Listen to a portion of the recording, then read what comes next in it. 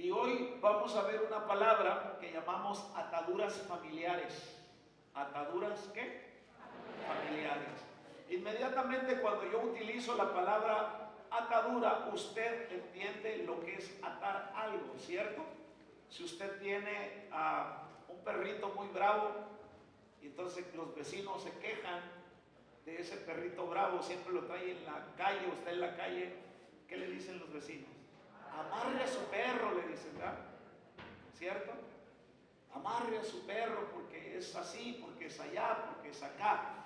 Si usted tiene un hijo muy inquieto, que donde quiera se pierde, cuando menos piensa, se le perdió el chamaco, ya no sabe ni dónde está, ¿cierto?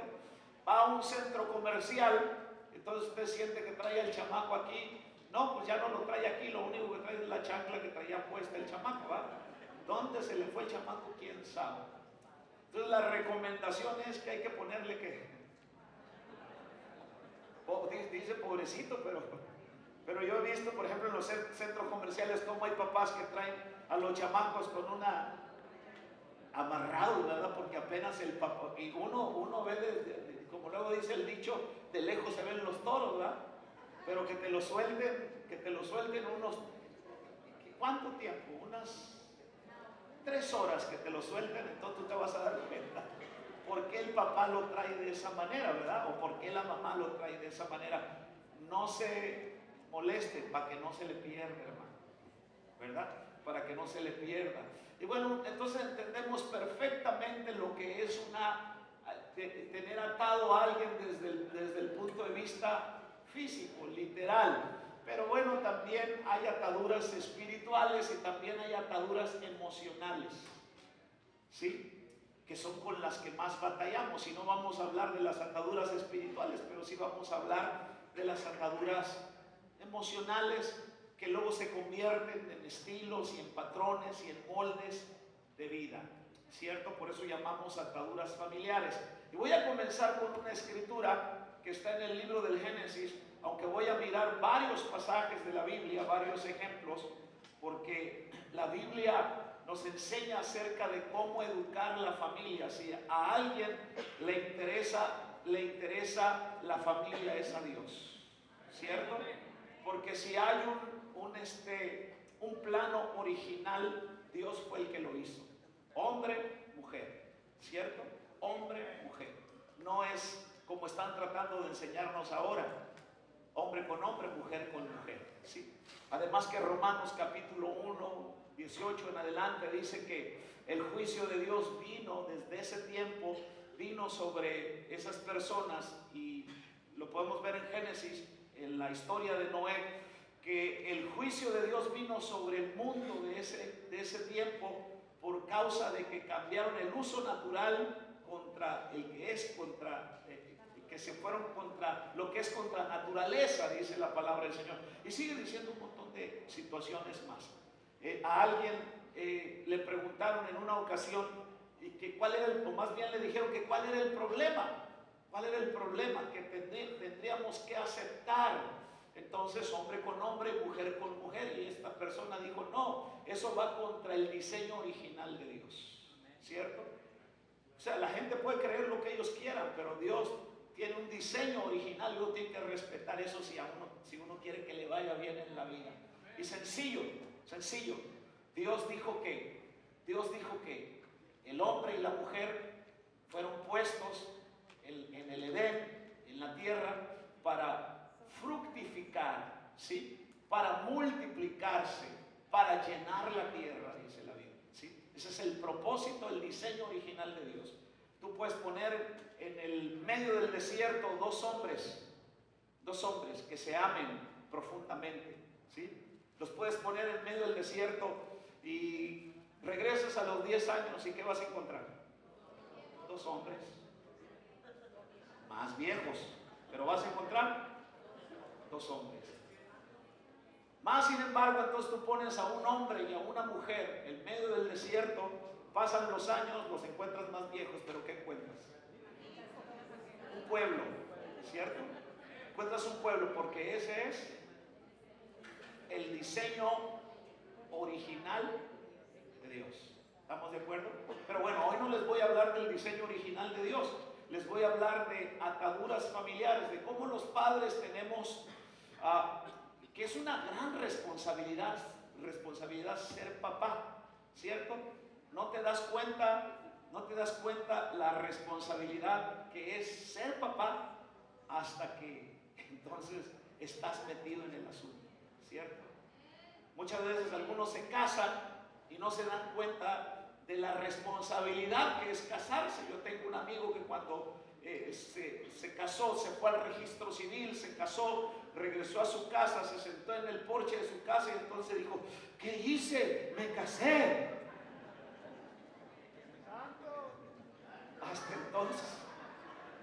Hasta entonces miró el peso de la responsabilidad. Pero bueno, Génesis 35, no les voy a leer toda la historia porque habla de la historia de Jacob. Jacob fue a la tierra de su tío Labán, dice la escritura, y entonces en su tiempo Jacob tiene que regresar nuevamente a su tierra. Jacob regresa con familia y entonces Dios le habló a Jacob lo que tenía que hacer. Entonces su esposa Raquel está embarazada y va a dar a luz. Versículo 16, por favor. Y luego dice: después partieron de Betel y había aún como media legua de tierra para llegar a Éfrata. Betel significa casa de Dios. Éfrata significa fructífero. Y luego dice: cuando dio a luz Raquel, y hubo trabajo en su parto. ¿Sí? Y aconteció, como había trabajo en su parto, que le dijo la partera: no temas, que también tendrás este hijo.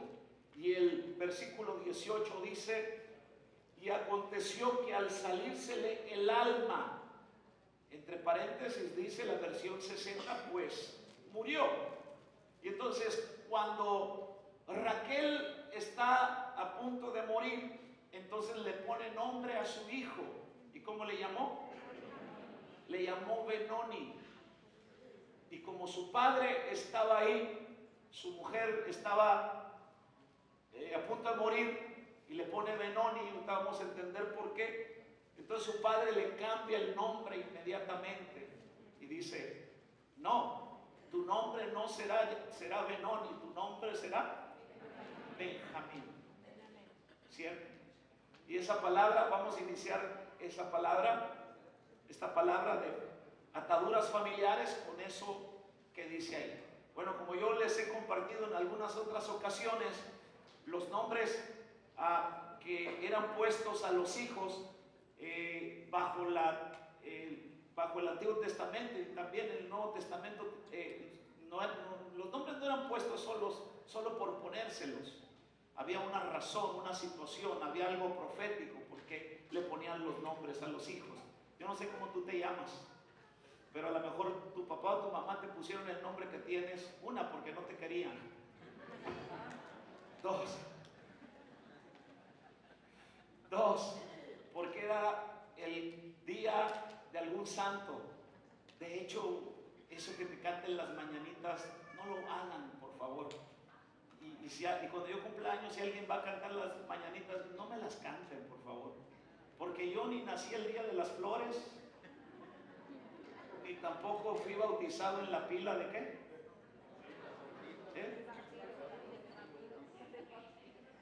El día que tú naciste, nacieron. No te pases, hermano. ¿Verdad? Habiendo tantas canciones cristianas, hermano, con un buen mensaje para alguien que cumple años. Ustedes andan cantando las mañanitas y que nacieron. El día de tu santo. Bueno, uno dice de quién es día, del santo o de... ¿Sí? Hay que ponerse de acuerdo con eso, ¿no? Entonces, pero bueno, dicho sea de paso, ¿Y qué les estaba diciendo? Eso me olvidó. De los nombres. Entonces los nombres en el Antiguo Testamento y en la Biblia no eran puestos solo por ponerse. A lo mejor tu papá y tu mamá te pusieron el nombre porque a lo mejor te llama Shakira, no sé cómo te llaman, cómo te llames, porque le gustó, porque se oye bien, porque no sé qué. Pero en la Biblia los nombres no eran puestos, o bajo la tradición judía, los nombres no eran puestos solo por ponerse. Había algo profético. Marcabas a tu hijo, le marcabas el destino, lo atabas a algo, a tu hijo, cuando tú le ponías el nombre a tu hijo.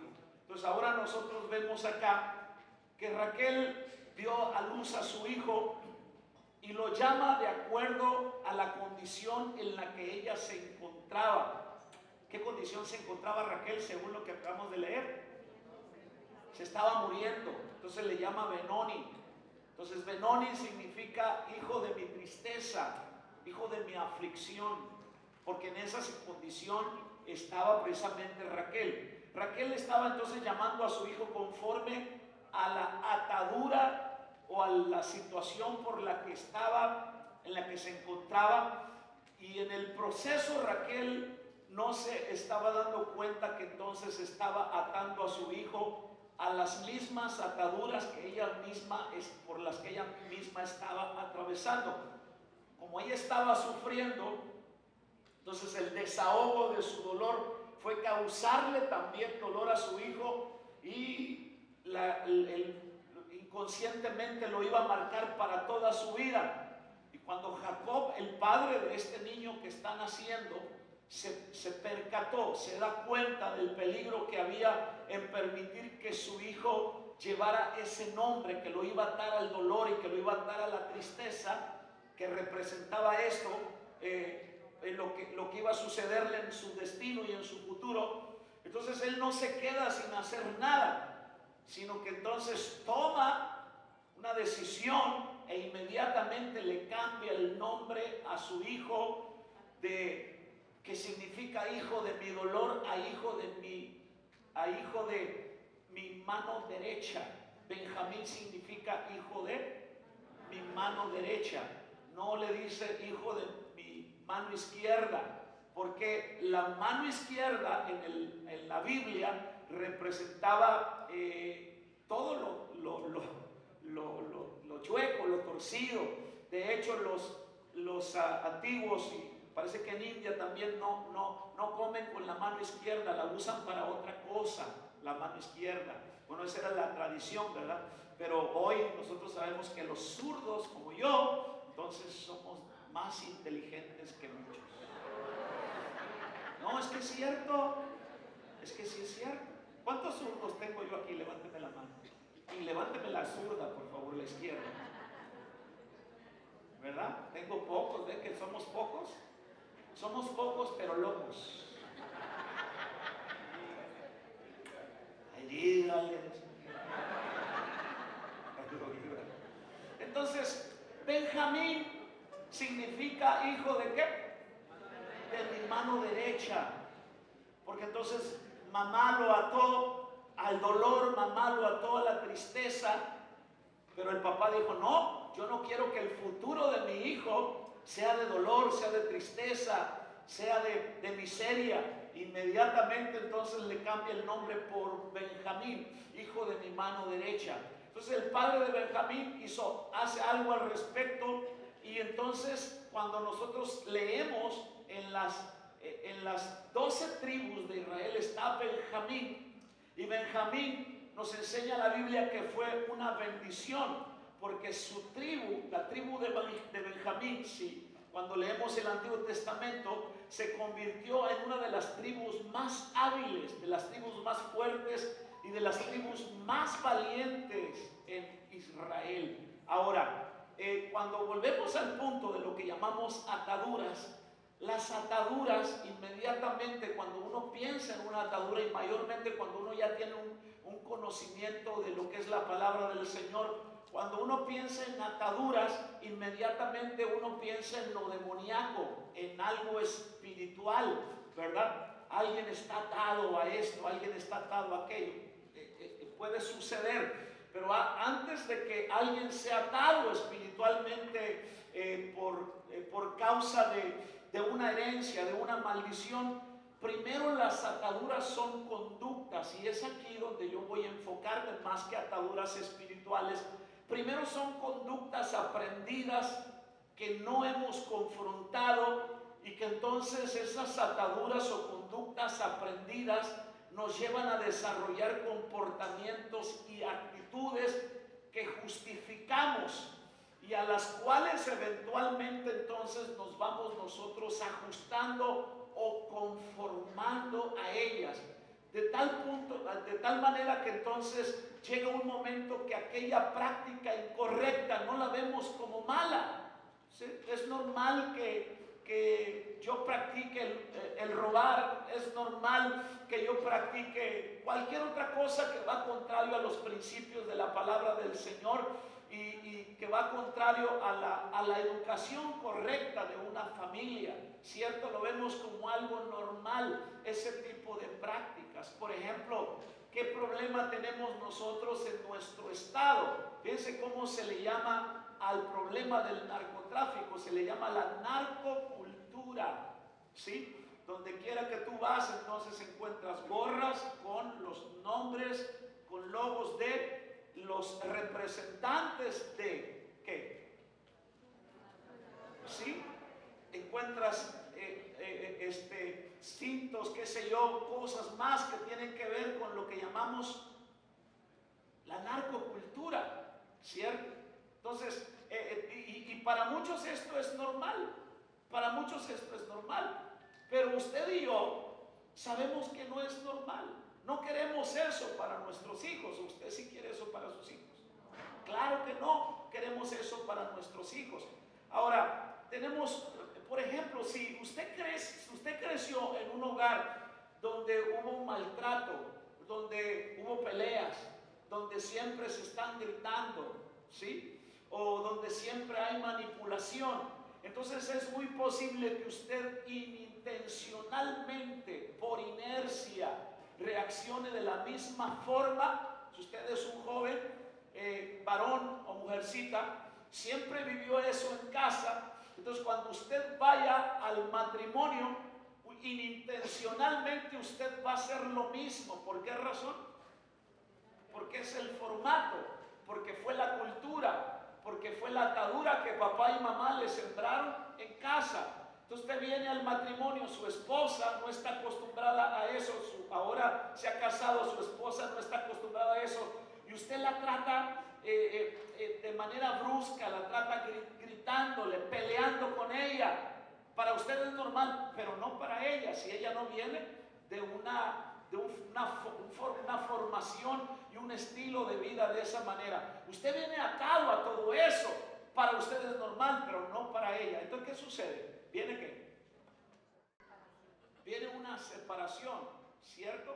Entonces, actúa inintencionalmente, reacciona de la misma forma porque fue lo que aprendió, convirtiéndose eso en una atadura, ¿sí? Una atadura, una limitación que no le va a dejar ser pleno, que no le va a dejar ser feliz. Es un estilo de vida que usted lleva, que a usted se le hace normal, pero que no es normal. Ahora, muchos de nosotros dentro del matrimonio y la familia podemos estar operando, como le estoy diciendo, en las ataduras que aprendimos y en las ataduras que vivimos, las cuales pueden pasar de generación en generación, ¿cierto? Entonces, ¿qué vamos a tener? Una familia en caos, que aunque vengan a la iglesia, si no rompen con estos moldes, si no se apegan a los principios de la palabra del Señor, puede venir a la iglesia, puede estar en la iglesia, puede estar aquí, pero usted tiene pleito con su esposa, vive de las greñas con su esposa y vive del chongo con sus hijos lo que menos quieren saber es de usted, se la quieren pasar fuera de la casa, en la escuela, en el trabajo, donde sea, menos con usted. Entonces pregúntese dónde están sus hijos, porque usted es un papá y una mamá que ahora no tiene alrededor a sus hijos. ¿Cuántos me están escuchando? Porque ha pasado de generación en generación y ahora sus hijos se casan. ¿Y qué va a pasar con sus hijos? La misma forma y la misma manera que usted ha tratado a sus hijos van a tratar a...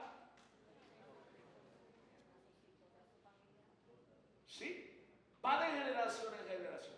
Cuando miramos a la luz de la Escritura podemos ver que una atadura, antes de ser un problema espiritual, como yo le estoy diciendo, primero es una conducta aprendida, conducta que no encontramos cómo cambiar o se nos dificulta cambiar. De la misma forma, las ataduras familiares se pueden describir como conductas aprendidas que no vencemos y que nos llevan a desarrollar comportamientos que producen consecuencias y que traen caos a la familia.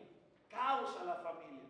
Si pidiéramos por ahí cuál es el índice de divorcio, entonces hay un alto índice de divorcio, hermano, en la sociedad. ¿Y qué digo en la sociedad? Entre los cristianos, ¿sí? Y no importa cuánto liberes espiritualmente a una persona, si esa persona no quiebra sus moldes de conducta incorrectos, esa persona va a seguir cometiendo errores y provocando problemas en la familia y convirtiendo la familia en un caos. Ahora, yo quiero que veamos más ejemplos de la Biblia y se los voy a ir mostrando de las consecuencias de las ataduras familiares. Familias que se vieron afectadas y producto precisamente de conductas aprendidas, lo que afecta entonces a los hijos y a la familia. Yo estaba leyendo lo que nos enseña el segundo libro de Samuel. Ustedes tienen su Biblia, segundo libro de Samuel. Ahí la Biblia nos enseña acerca de un rey, ¿sí? Muy exitoso, tremendamente exitoso, pero un caos en su familia, ¿sí? Un caos en su familia.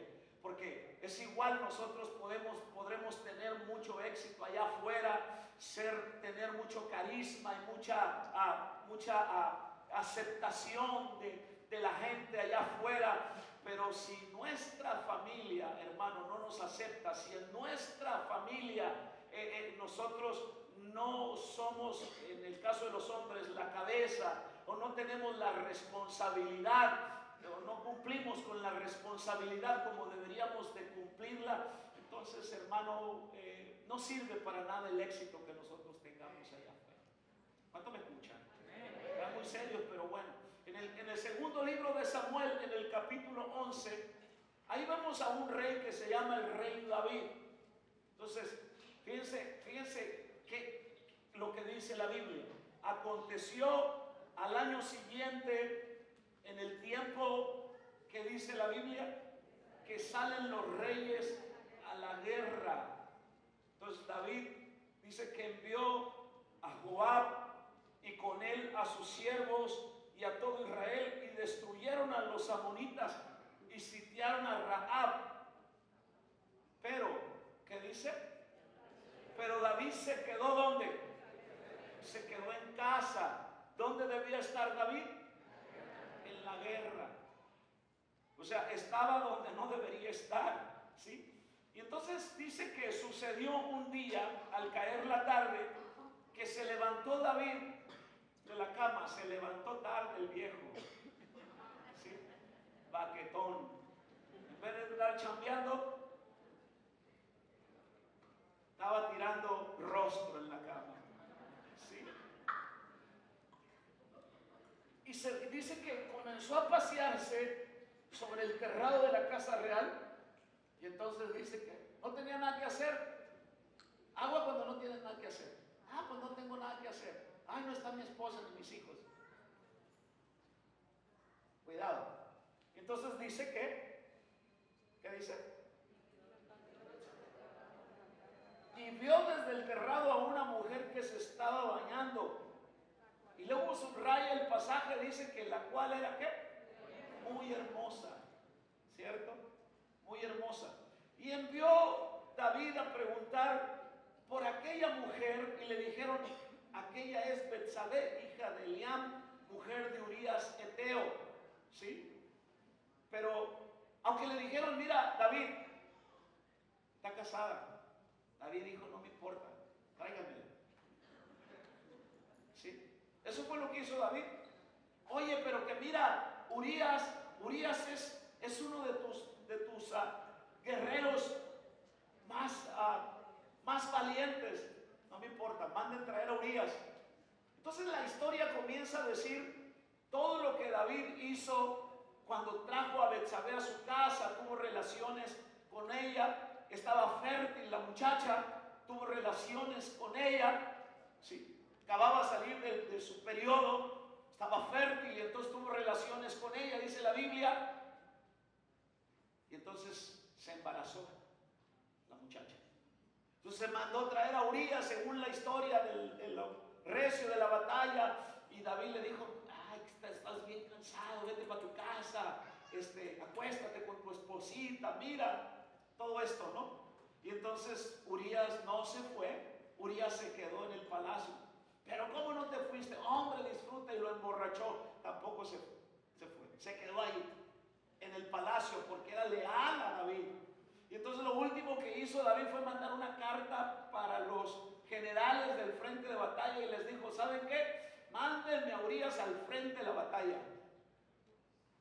Y entonces la Biblia dice que mandaron a Urías a lo más recio de la batalla, donde estaban los flecheros tirando desde arriba, y ahí precisamente murió Urías. Y entonces, pero todo esto lo hizo, hermano, David, estando en el lugar donde no debería estar, ¿sí? Y eso lo estamos mirando acá. Ahora, esta decisión de David, ¿qué hace?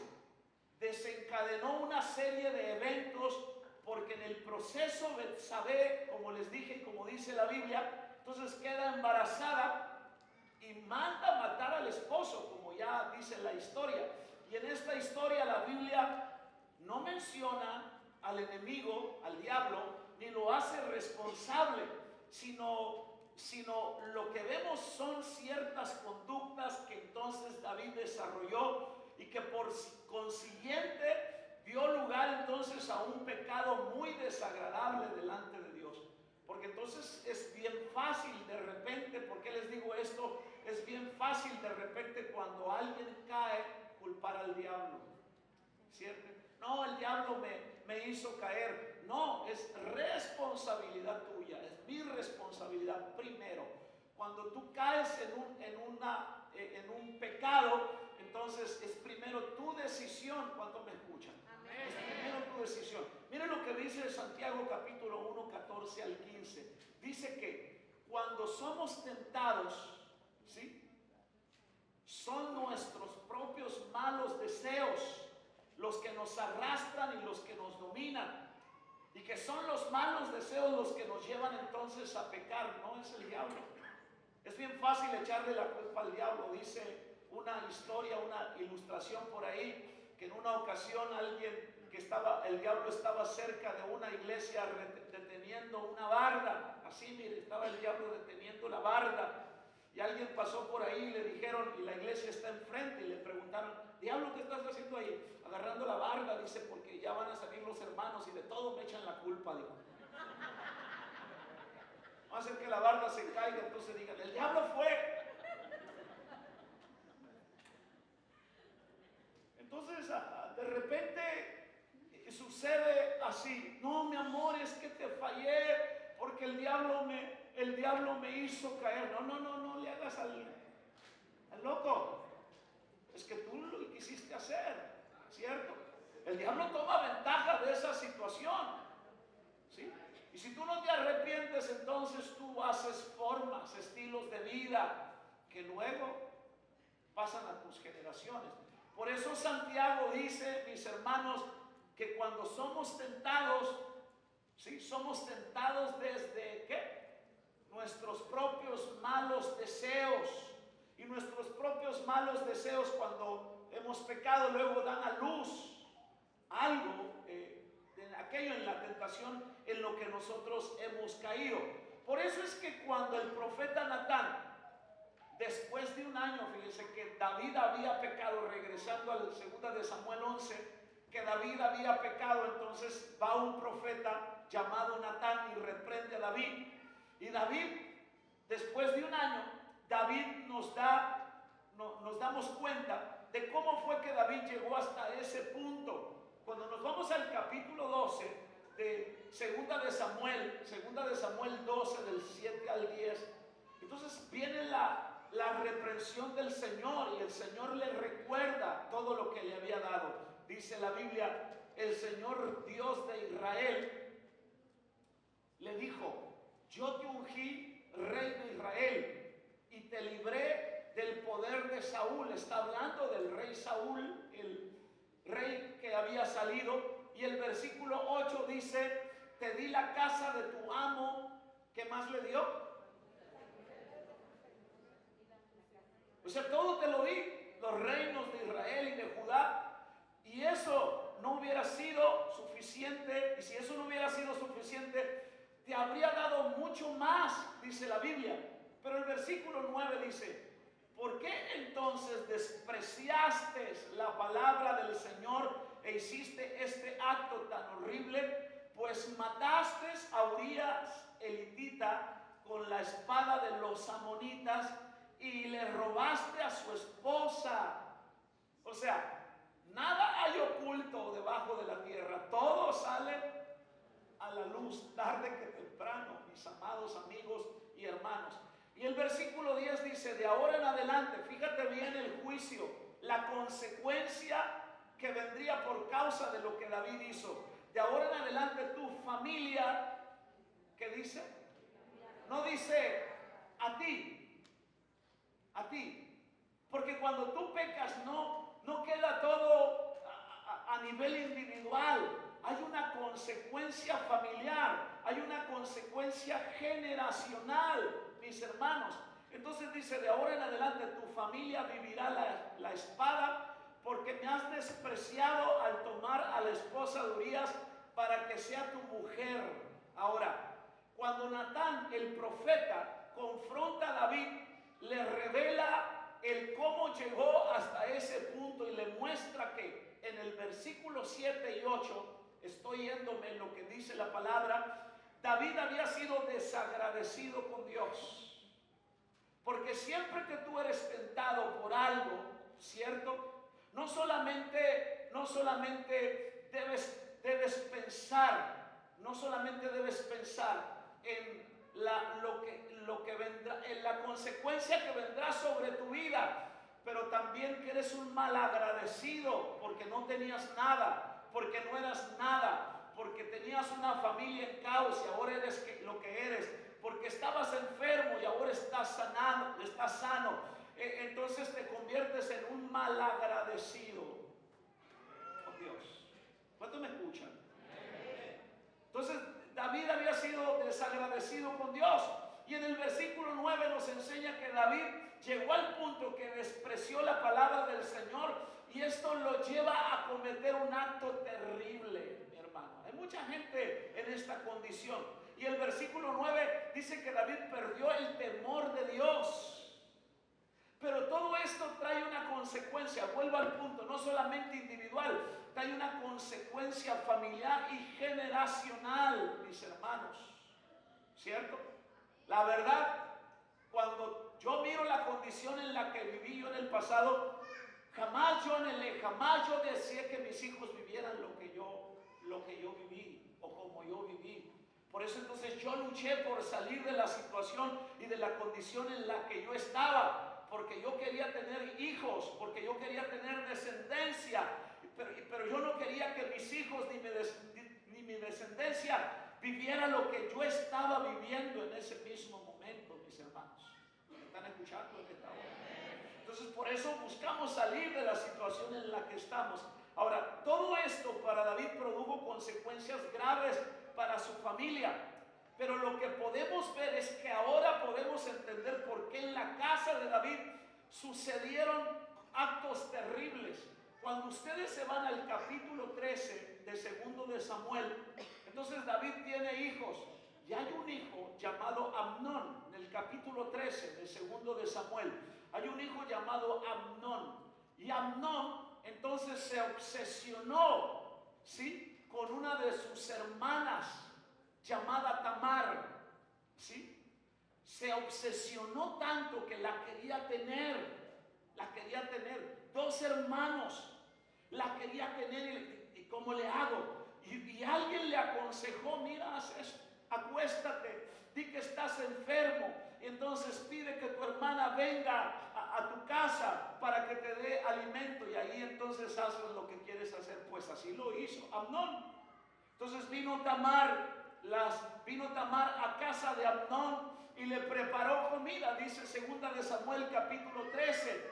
Y entonces Tamar fue y le llevó comida a su hermano que está enfermo, a su recámara. Y cuando Tamar entra a la recámara de su hermano, él la apaña.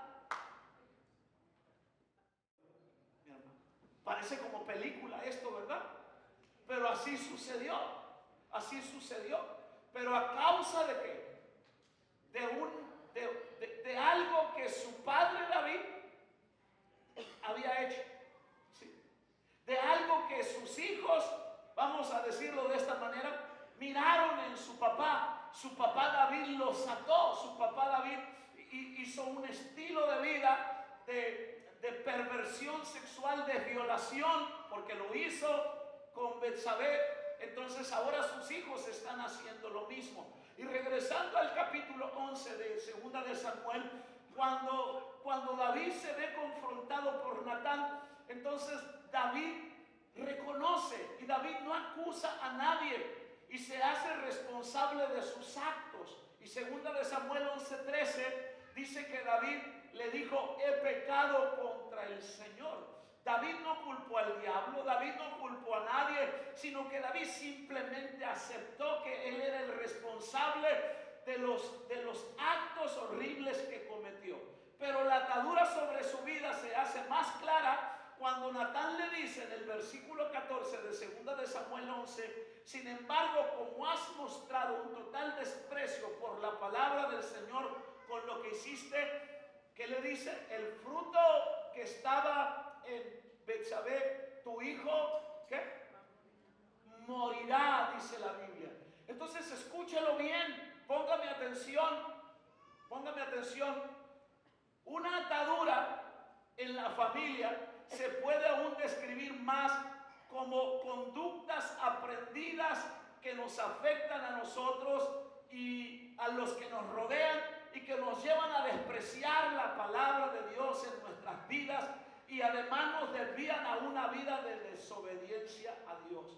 En otras palabras, si tú haces ese estilo de vida, esa conducta, si tú atas a tus hijos, entonces si tú despreciaste la palabra del Señor, si tú no tuviste temor del Señor, si tú no te retuviste para fallarle al Señor, entonces no esperes que tus hijos hagan diferente. Tus hijos van a hacer lo mismo que te vieron hacer a ti, ¿cierto?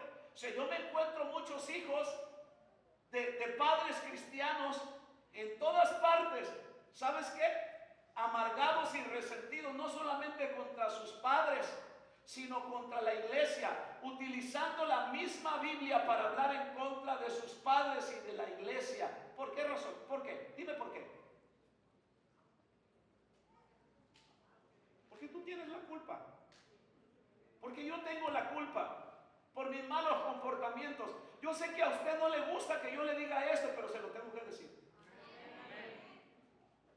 ¿Sí? Porque si queremos formar hijos con temor de Dios, hijos respetuosos a la palabra de Dios, entonces primero hagamos nosotros lo que dice la palabra de Dios. Gloria al Señor. Alabe el nombre del Señor. Ahora, porque esa es la realidad. Es cierto que como padres, ustedes están bendecidos, nosotros estamos bendecidos, porque como padres no fuimos a formar una familia, un matrimonio, con un manual en la mano, ¿cierto? Nos hemos equivocado muchas veces, ¿cierto? Nuestros padres se equivocaron, pero qué bendecidos estamos nosotros, esta generación de este tiempo, esta iglesia, qué bendecida está al escuchar palabra como esta, de acuerdo a la Biblia, que nos forma, que nos educa. Y si cometimos errores, entonces arrepentirnos y entonces cambiar, confrontar esos estilos incorrectos de vida, porque todavía hay hijos a los que tenemos que darles ejemplo del Dios vivo y del Dios todopoderoso. Alabe el nombre del Señor.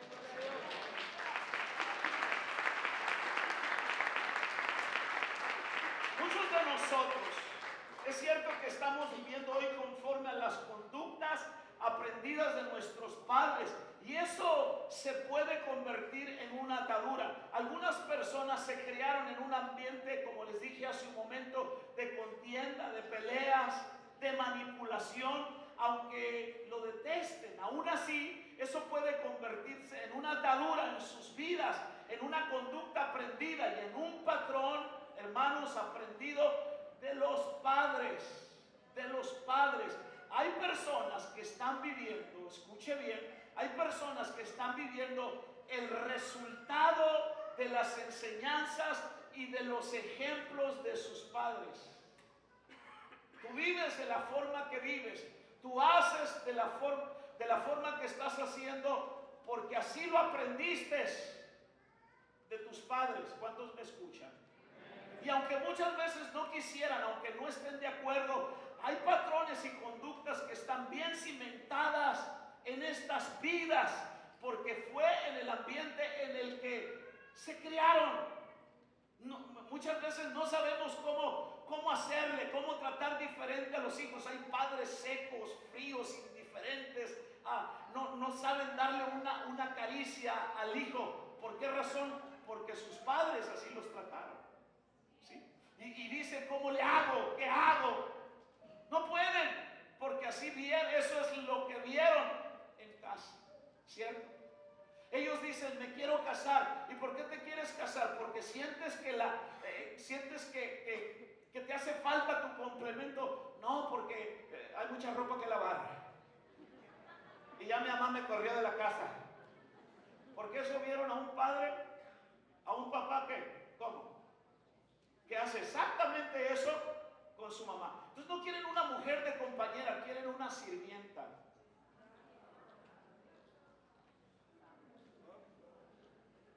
¿Ah? Dile al que está a tu lado, te están hablando, pedazo de bendición. Dile al que está a tu lado, te están hablando, pedazo de bendición.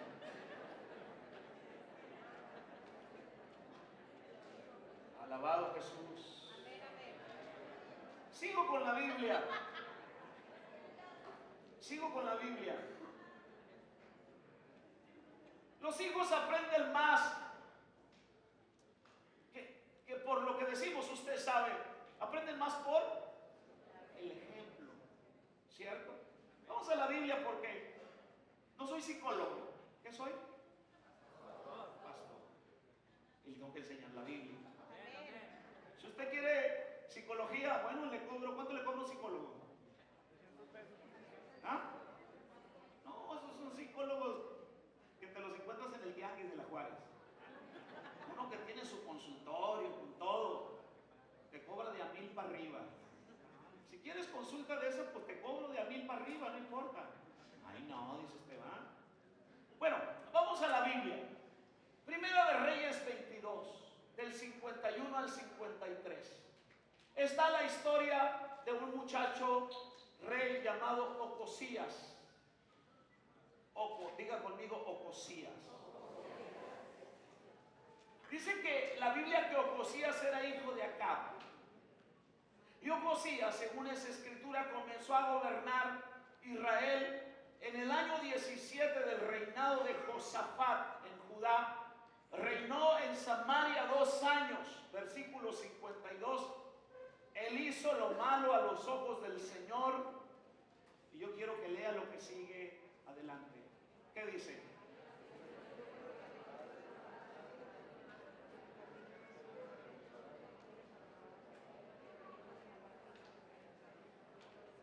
Al seguir ¿qué? El ejemplo de su padre y su madre. Ahora, si usted conoce un poquito la Biblia, usted sabe un poquito quién era el rey Acab y quién era la madre de Ocosías. ¿Quiénes eran? ¿Ah? Isabel. Y Acab era de los reyes más malvados que hubo en el tiempo de Israel. E igual su madre introdujeron la adoración a Baal a Israel. Entonces este muchacho que ahora le toca en turno ser el rey, sigue el ejemplo de su padre y su madre, y también el ejemplo de Jeroboam, hijo de Nabat, quien había hecho pecar a Israel. 53. Ocosías sirvió a Baal y le rindió culto, con lo que provocó el enojo del Señor de Israel, tal como lo había hecho su papá. ¿Me escucha? Ahora, esto nos enseña que Ocosías no pudo evitar seguir el mal ejemplo de sus padres. En otras palabras, él hizo lo que aprendió, escuche, imitó lo que vio, siguió el ejemplo que le fue dejado por sus padres, y por eso rindió culto y sirvió a Baal y provocó entonces el enojo del Señor. Ahora, escúchelo bien, vino a hacer, ¿qué vino a hacer? Nadie vino, a hacer que Ocosías sirviera a Baal, sino que Ocosías hizo lo que aprendió ¿de quién? De sus padres. Porque dice la Biblia que lo que llevó a Ocosías a hacer lo malo fue seguir el ejemplo de sus padres y de su madre. Luego, cuando nos vamos a Segunda de Reyes, capítulo 1, del 2 al 3, dice que un día Ocosías, Segunda de Reyes 1, del 2 al 3, dice que Ocosías se cayó. Y entonces Ocosías quedó gravemente herido. ¿Y qué hizo Ocosías? Según esa escritura. Entonces Ocosías mandó mensajeros para que consultaran al Señor, o para que consultaran a quién. ¿A quién? Para que consultaran a Baal.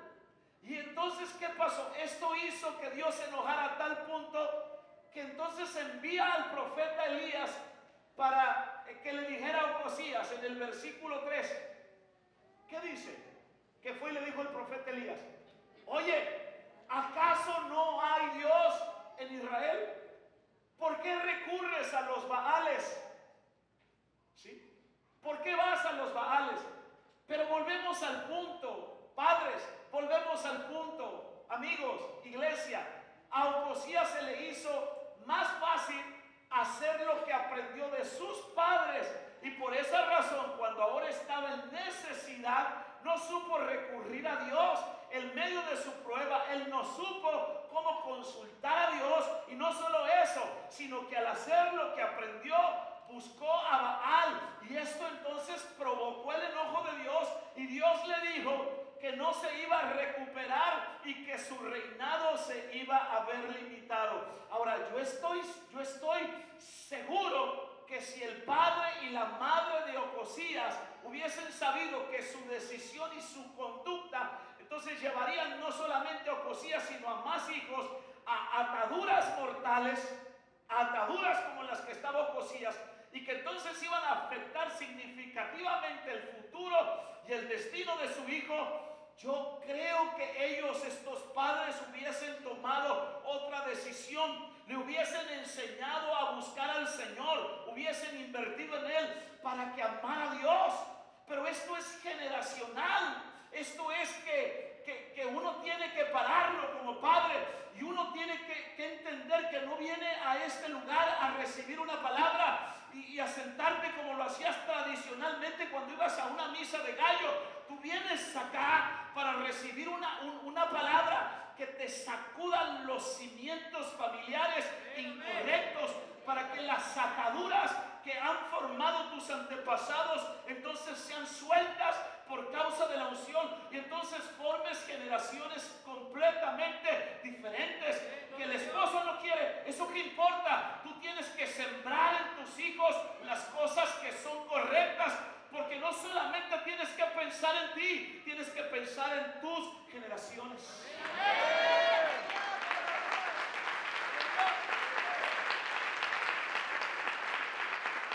Porque escúchalo bien, tal vez ahora tú como mujer, tú estás padeciendo por un divorcio, estás padeciendo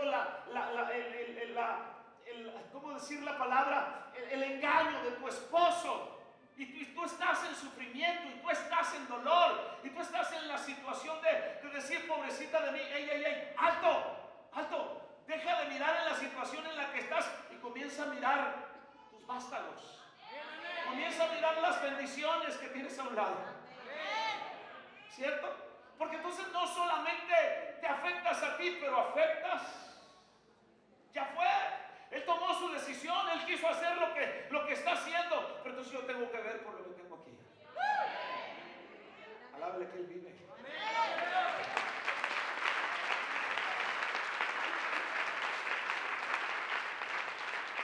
Y eso hubiera sucedido con Ocosías. Ahora, porque todo padre y madre quiere lo mejor para sus hijos. ¿Eso es verdad? Levántame la mano si usted quiere lo mejor para sus hijos. ¿Cierto? Trabajamos para nuestros hijos. Hacemos bienes para nuestros hijos. Bueno, yo así lo pienso. Nuestros hijos usan un carro que a lo mejor jamás nosotros como padres nos soñamos que lo íbamos a usar. Porque amamos a nuestros hijos. Nuestros hijos son la extensión de lo que nosotros somos. Si nuestros hijos están bendecidos, si nuestros hijos están prosperados, uno es feliz por eso, hermano. Yo soy feliz por eso. Puedo vivir en una casa pequeña, tranquilo, y si mis hijos tienen más, hermano, es como si yo lo tengo. Porque ese es el corazón de un padre. Ese debe ser el corazón de un padre, de una madre. ¿Cuántos dicen amén por eso? Todo padre y madre quiere que sus hijos sean bendecidos y prosperados. Que lo mejor sea para nuestros hijos. ¿Sí? Por eso debemos atar a nuestros hijos a las enseñanzas de la palabra. Es lo mejor que usted puede hacer en una sociedad. A nuestros hijos les ha tocado vivir en la peor generación que yo considero que estamos viviendo, ¿no? Con tanta distorsión, con tanta porquería que nos están tratando de meter como algo normal. Nuestras generaciones están sufriendo, padeciendo lo que muchos no se imaginan. Y como padres necesitamos luchar, batallar contra todo eso para que nuestros hijos puedan crecer en un ambiente diferente, hermano, que nosotros como padres estamos creando en nuestros hogares. Ahora nosotros tenemos que analizar no solo lo que le estamos enseñando a nuestros hijos, no solo lo que le estoy diciendo a mis hijos, sino modelando. ¿Qué les estoy modelando? ¿Qué ejemplo le estoy dando a mis hijos? Porque nuestro ejemplo habla más fuerte que nuestras palabras. ¿Están de acuerdo conmigo? Y nuestro mal ejemplo puede invalidar, quitarle la autoridad, puede invalidar cualquier gran enseñanza que podamos darle a nuestros hijos. Yo puedo decirle a mi hijo, qué sé yo, algo bueno, pero si con mi ejemplo yo estoy haciendo lo contrario, entonces invalido eso que le estoy diciendo con mis palabras a mis hijos. Ahora, pero lo peor es que cuando nuestro ejemplo hemos enseñado a nuestros hijos a ser indiferentes con Dios, a rechazar a Dios, a negar a Dios, las consecuencias son terribles para nuestros hijos. Y uno podrá decir, pues yo no le enseño a mis hijos a negar, yo no le enseño a mis hijos a rechazar, yo no le enseño a mis hijos a ser indiferentes con Dios, por eso los traigo a la iglesia. Pero la pregunta es, ¿qué dice tu ejemplo? Esa es la pregunta. ¿Qué dice tu ejemplo? No, si yo los dejo que vayan. No. ¿Qué dice tu ejemplo? ¿Qué dice tu ejemplo? Tus hijos están diciendo, papá, mamá, yo quiero ir a la iglesia porque yo te veo a ti. Mira cómo vives, mira cómo haces para Dios, mira cómo eres leal. ¿Qué está diciendo tu ejemplo? ¿Se me fueron o están aquí? ¿Qué dice nuestro ejemplo? La Biblia no nos dijo que los padres de Ocosías le enseñaron cómo rendir culto a Baal o cómo adorar a Baal. Lo que nos dice es que él hizo lo malo a los ojos del Señor al seguir el ejemplo de de su padre y de su madre. Fue el ejemplo de sus padres lo que los llevó a rechazar al Señor y lo que los llevó a adorar a los Baales. Lo que significa que no tenemos que enseñarle con nuestros labios o darles clases de indiferencia o de rechazo a Dios, sino que si intencionalmente con nuestro ejemplo no enseñamos a nuestros hijos a amarlo, entonces si inintencionalmente les estamos enseñando con nuestro ejemplo a rechazar a Dios y a rechazar su iglesia y a rechazar el ministerio y a rechazar el liderazgo. Que hablas en la mesa, que oyen tus hijos en la mesa cuando se sientan a comer, cuando se sientan a platicar, qué es lo que oyen y qué es lo que ven de tu parte, de mi parte en cuanto a la iglesia y en cuanto a las cosas de Dios. Pero es que yo le digo a mi hijo, no es lo que le dices, es lo que te ven hacer a ti. Amén, amén. ¿Cuánto me escuchan? Wow, tremendo esto, hermano. Amén, gloria a Dios. Génesis 27. Otra historia.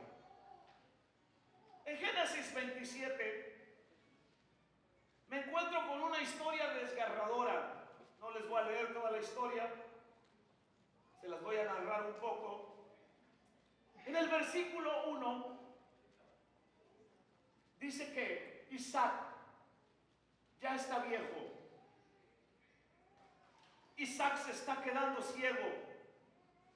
Entonces ahí la Biblia nos enseña más adelante que Rebeca, la madre de Saúl y de Jacob, ella colabora con su hijo Jacob para engañar a su padre y robarle la bendición que le pertenecía a su hermano Esaú, que era el primogénito, porque esa era la tradición.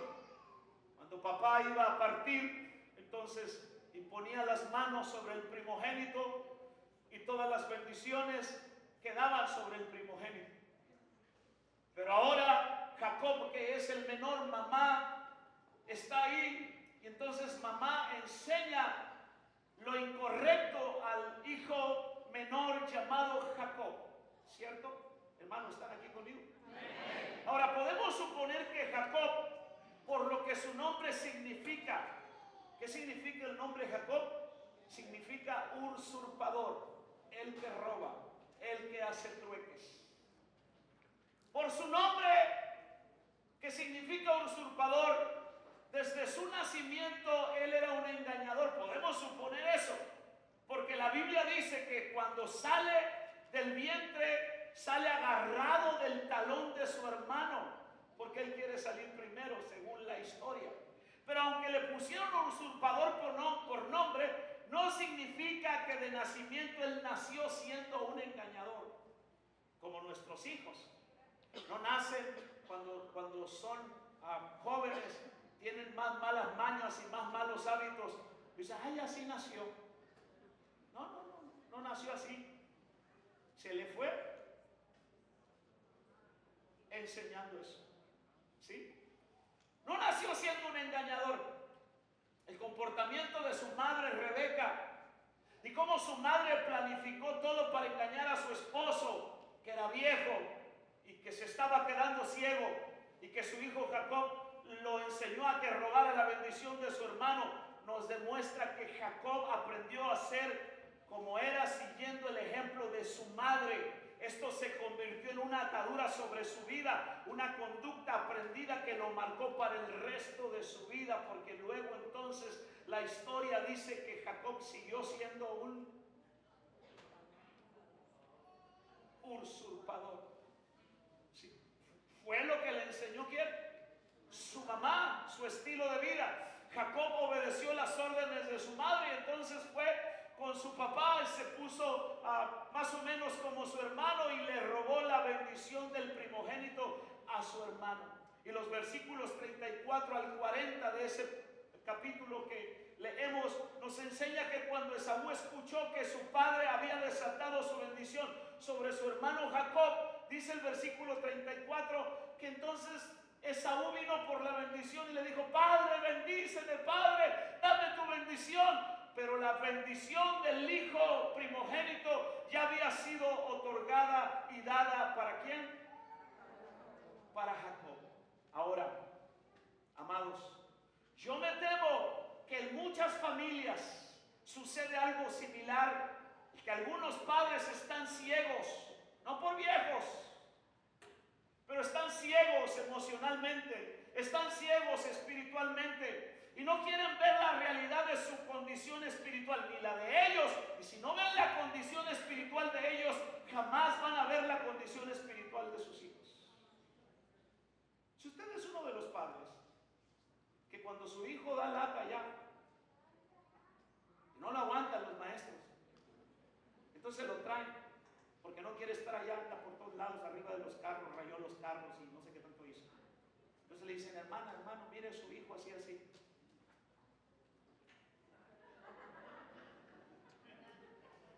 Pues será fulano, el mío no es así. Usted está ciego.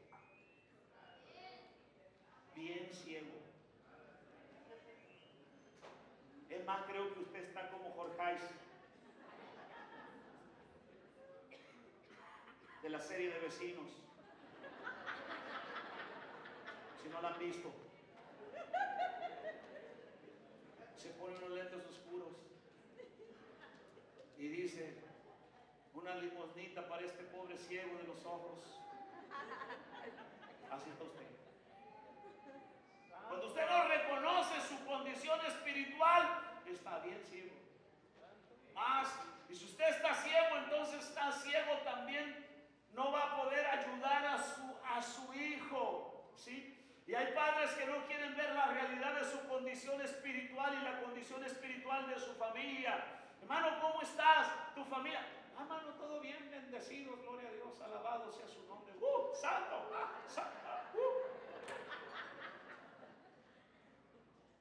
Y los hijos, hermano, con una cara, ¿sí? Sí. El papá está ciego en el área de atención a los hijos, y el papá lleva a los hijos a los tacos, ¿cierto? A ver, en las taquerías te dan 2 tortillas en el taquito. ¿Cuántos tacos quiere, hijo? Pa, ¿qué dos? Dice el niño. Separa las tortillas de un taco así.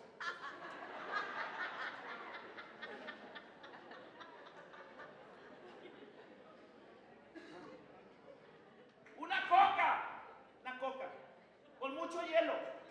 Agarran la coca, de una coca para la esposa, para los 2 chamacos y para él.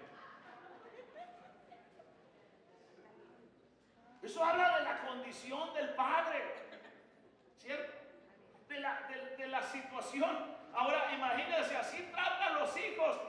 ¿Cómo está su asunto financiero cuando se trata de dar a la obra del Señor?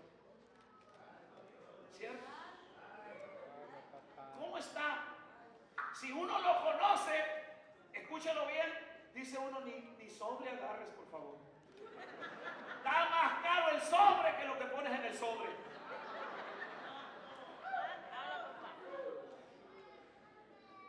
Dile al que está a tu lado, te están hablando, pedazo de bendición.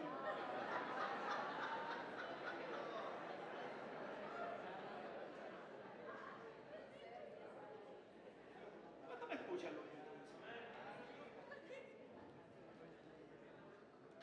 Uno dice, este camionero aquí porque trae los así con cinta, ¿verdad?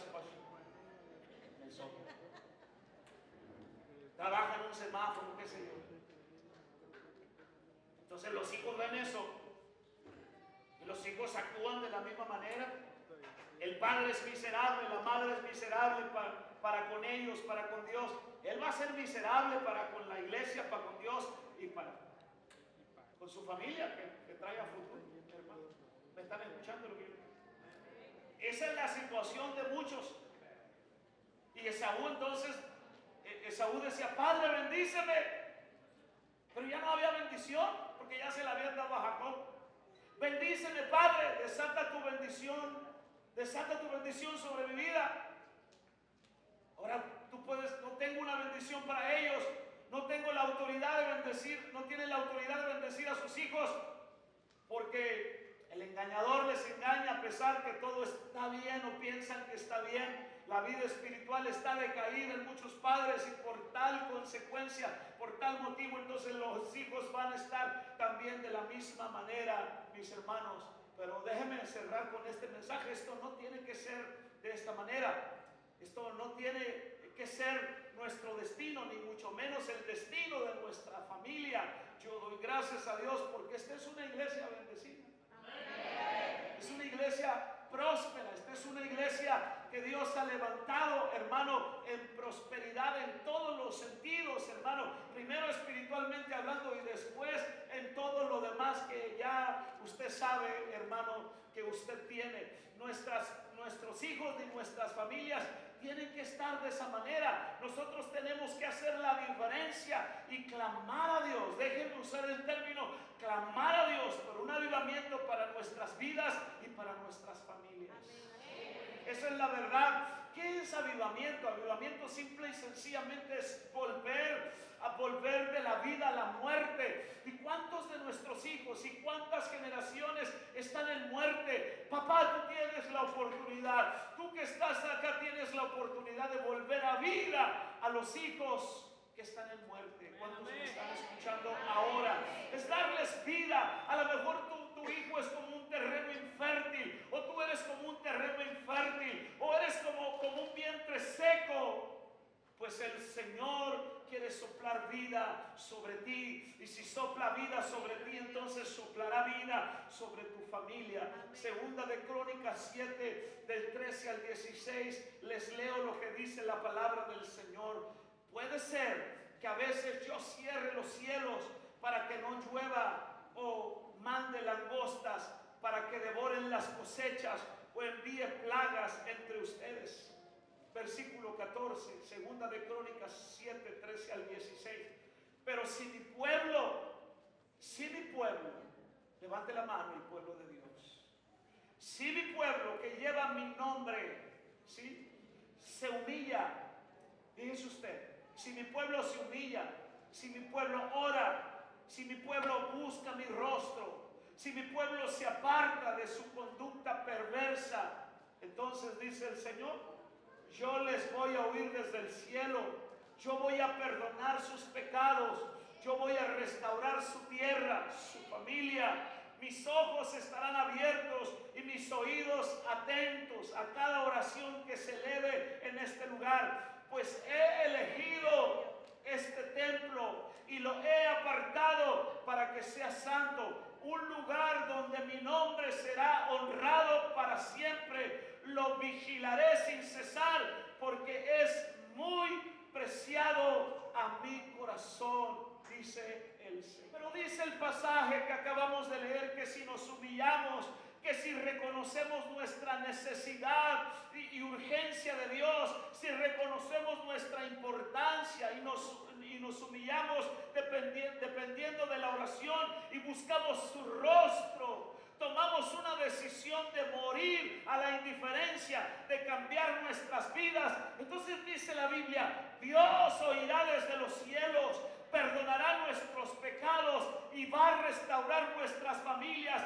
y sus ojos entonces estarán abiertos y sus oídos estarán atentos a cada oración que se eleve en nuestros hogares. No estaremos limitados de bendición porque nuestras familias son preciadas al corazón de Dios. Eso dice la palabra del Señor, mis hermanos. Un día en la Biblia, un hombre llamado Cornelio, capítulo 10 del libro de los Hechos, y cierro con esto. Ese hombre llamado Cornelio, piadoso, ¿sí?, un hombre piadoso que clamaba al Señor, que buscaba al Señor. Dice la Biblia que un día Dios le habló a través de un ángel, según el capítulo 10. Y ahí leemos sobre un glorioso milagro en casa de Cornelio.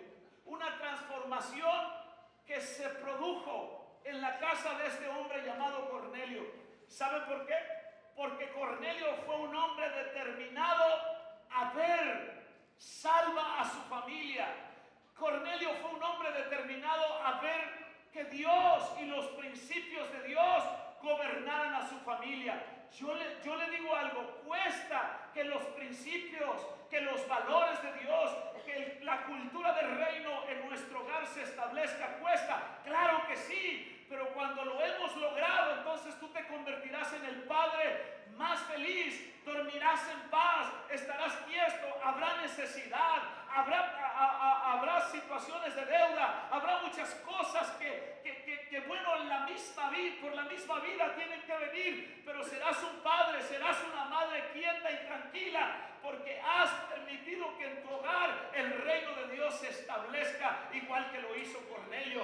Traerás un avivamiento a tu casa, pero ¿qué se escucha en tu casa? ¿Qué escuchan tus hijos? ¿Qué hacen tus hijos? ¿Cuál es el momento que tiene Dios en tu casa para darle adoración, para darle alabanza? ¿Cuál es el lugar que tiene? El avivamiento comienza desde casa. Si hay adoración, si hay búsqueda, si hay honra a la palabra del Señor, si en casa hay una atmósfera por causa de la alabanza y de la adoración que ahí se canta o se escucha a través de ministros de alabanza, entonces tu hogar será un hogar de paz y de bendición, y no llegarás acá, hermano, a estar luchando y batallando. No llegarás acá en paz, porque en tu casa hay un avivamiento.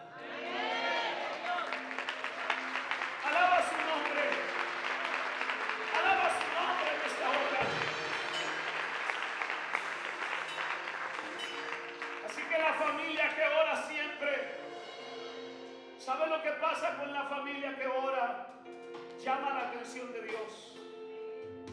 Cuando Cornelio clamó al cielo, Cornelio vio claramente en una visión, versículos 5 y 6, que un ángel de Dios entraba donde él estaba y le decía a Cornelio, versículo 3, el Señor le ordenó, haz venir a Simón, el que tiene por sobrenombre Pedro, él te dirá lo que es necesario que hagas.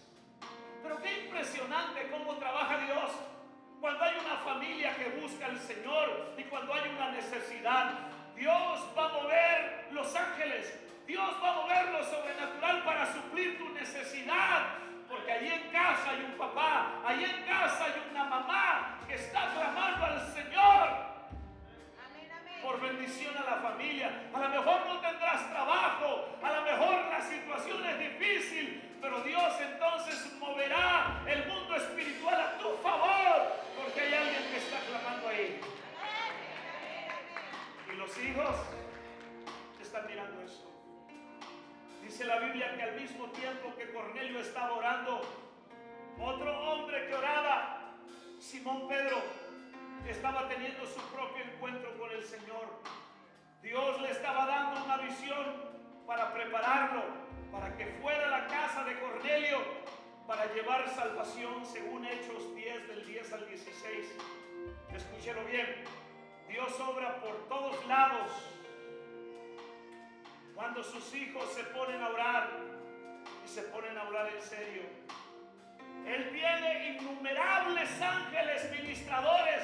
Él tiene carros y huestes celestiales. Él tiene ángeles en el cielo. Él tiene el poder y la majestad en el cielo y en la tierra. Él habla y la palabra se hace y nada puede resistir su perfecta voluntad. Puedes ver salva a tu propia casa. Puedes ver milagros en tu propia casa. Si en verdad tú oras en tu casa, si en verdad tú en tu casa tú haces de tu hogar lo que tiene que ser tu hogar, y tus hijos serán los más beneficiados. Bendito sea el nombre de Jesús para siempre. Desatemos a nuestros hijos de las malas conductas, de los malos comportamientos que nosotros tenemos, y vayamos a la presencia de Dios y hagamos de nuestro hogar un lugar donde nuestros hijos quieran y amen estar. Bendito sea el nombre del Señor. Padres, hagamos lo que tenemos que hacer. Nuestras generaciones están en peligro.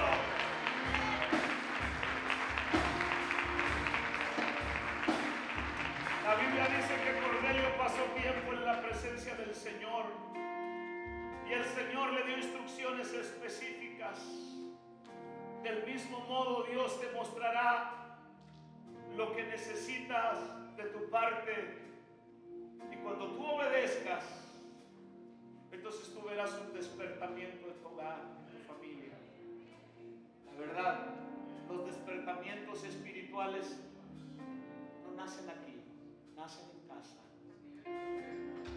¿Qué haces tu papá? ¿Qué haces tu mamá para que haya un despertamiento espiritual en tu casa?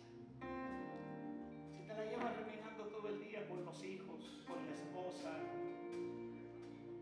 tiene que cambiar eso. Tiene que romper ese molde, ese patrón de conducta y de vida y hacer de tu hogar lo que Dios determinó. ¿Cuántos están listos para eso? Quiero que te pongas de pie, por favor. Yo estoy creyendo por un despertamiento en los hogares donde nuestros hijos sean alcanzados, escuchen, sean salvados, sean transformados, donde un avivamiento venga sobre nuestros hijos y que la familia entera podamos declarar: no hay nada mejor que ser cristiano. No hay nada mejor que ser cristiano. Levanta tus manos.